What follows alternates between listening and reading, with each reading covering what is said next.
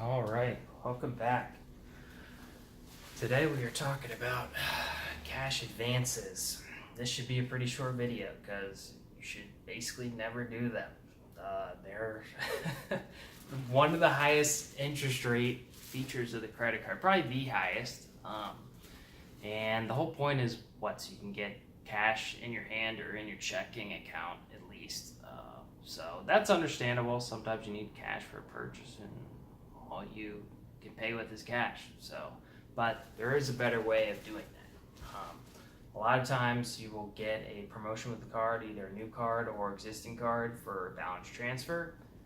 And what you want to do is use that rate to transfer balance. You're effectively doing a balance transfer, but instead of paying off another card, they're sending that money to your checking account. So usually it's within the bank. So let's just say you have an account with Chase and they send you a promotion to do a balance transfer. I would call them and see if you can transfer $5,000 and just pay the balance transfer fee, which is usually 3%, sometimes 2%.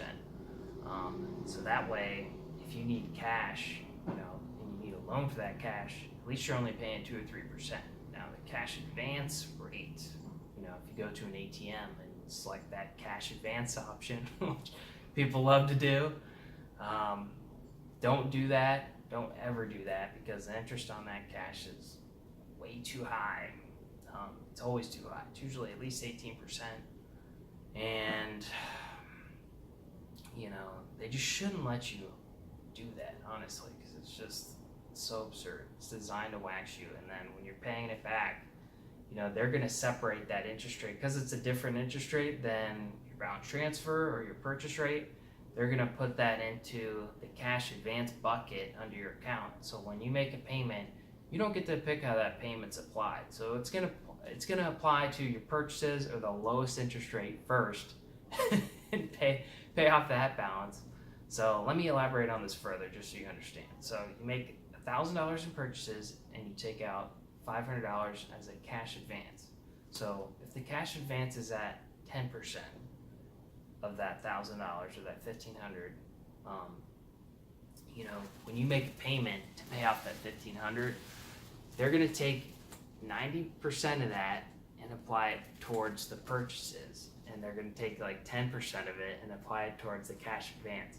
So as you use the card and make purchases and make payments on it, and let's just say you don't pay in full, which we've already talked about, you always want to pay it in full every month, especially if you're no longer on the 0% promotion, you're on the regular interest rate, you want to pay it in full every month.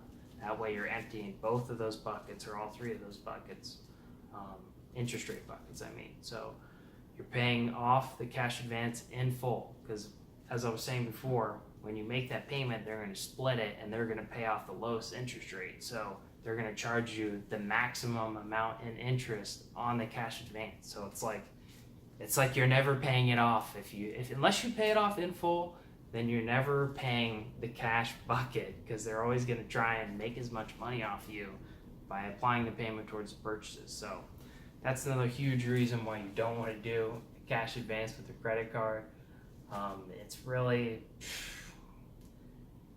really for either like you're really in a tight situation where you need cash, like an emergency situation, and need like 60 or 80 bucks or $100, or a low amount you can easily just pay back in full. But unfortunately, the limits on cash advance, and it's much lower than purchases. You can't just, if you have a $5,000 limit card, you can't just go and get $5,000 in cash. You usually can only get like up to 1,000 or maybe 800.